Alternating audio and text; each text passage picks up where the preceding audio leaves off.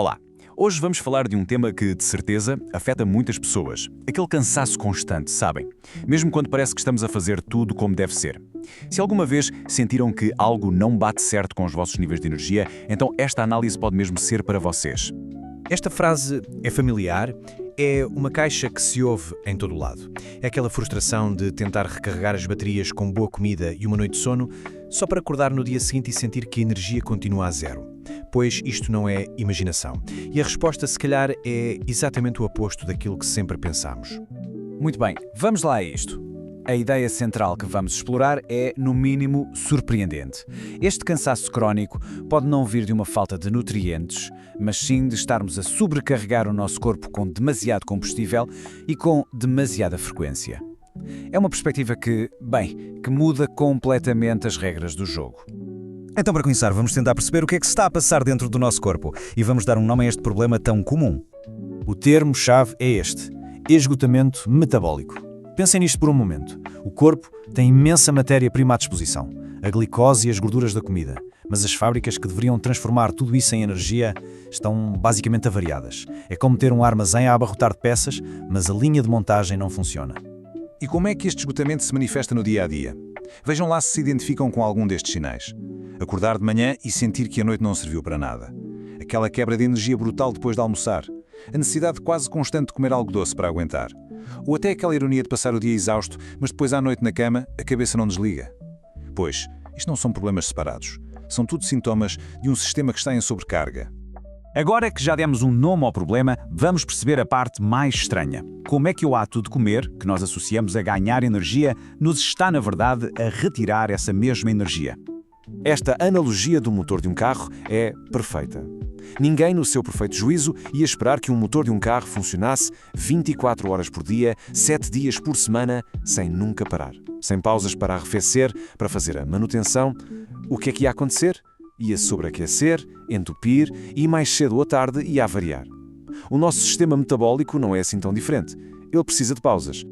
E aqui está o motivo pelo qual o nosso motor nunca descansa. O nosso dia-a-dia é um ciclo de ingestão quase constante. Não são só as 3 refeições principais. É o café com açúcar, o snack à meia da manhã, a bebida energética à tarde, aquele petisco antes de ir dormir. Se formos a ver bem, sobram muito poucas horas no dia para o nosso sistema metabólico estar de facto em repouso.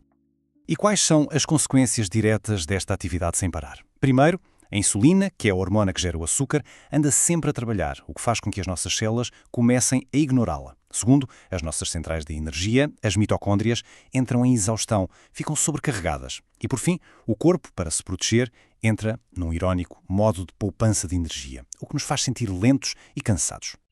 Ok, agora vamos ainda mais fundo. Vamos pegar num microscópio e espreitar o que é que se passa lá dentro, ao nível das nossas células, nessas tais fábricas de energia. Dentro de quase todas as células do nosso corpo, existem estas estruturas minúsculas, as mitocôndrias. São as nossas centrais elétricas. A função delas é pegar nos nutrientes que vêm da comida e convertê-los na moeda de energia do corpo, o chamado ATP. Quando elas funcionam bem, sentimos-nos cheios de vida, com energia para dar e vender. Agora, vejam bem esta comparação, porque é aqui que tudo faz sentido. Uma mitocôndria que tem tempo para descansar é uma máquina limpa e eficiente. Mas uma mitocôndria que está sempre a processar comida fica entupida com lixo. Este lixo é basicamente o stress oxidativo. São os gases de escape da produção de energia, que em excesso acabam por danificar a própria fábrica. E sem tempo para parar e fazer a manutenção, a produção de energia, como é óbvio, abranda. E como é que o corpo faz essa manutenção? Através de um processo absolutamente fascinante chamado autofagia. A palavra significa literalmente comer a si mesmo. É o sistema de limpeza e reciclagem do corpo. Durante os períodos em que não comemos, as células aproveitam para limpar as peças danificadas, incluindo as mitocôndrias velhas, e reciclá-las. O problema é que se estamos sempre a comer, este processo vital de limpeza nunca chega a arrancar. Isto cria uma espiral viciosa. Sentimos-nos cansados, então comemos, muitas vezes algo com açúcar, para ter um pico de energia rápido. O açúcar no sangue dispara, claro, mas logo a seguir vem uma queda abrupta, que nos deixa ainda mais cansados e com mais vontade de comer. É um ciclo que se alimenta a si próprio e que nos mantém presos neste estado de baixa energia. Mas a boa notícia é que há uma saída desta espiral. E nesta última secção, vamos focar-nos na solução que, como já devem estar a adivinhar, é tão simples quanto inesperada. Então, o ponto crucial é este. Temos de redefinir o problema. A fadiga é só o sintoma, é o alarme a tocar. A causa é a raiz do problema, é o excesso de trabalho metabólico. Da mesma forma que o excesso de trabalho nos esgota mentalmente, o excesso de trabalho metabólico esgota-nos fisicamente, ao nível mais profundo das nossas células. Esta frase resume a solução de uma forma perfeita. Nós passamos a vida a tentar combater o cansaço adicionando coisas. Mais café, mais suplementos, mais snacks energéticos. Mas a verdadeira recuperação pode vir precisamente do contrário, de subtrair, de retirar a carga constante que pomos em cima do nosso sistema. A solução não está, se calhar, num comprimido mágico ou numa dieta super complicada.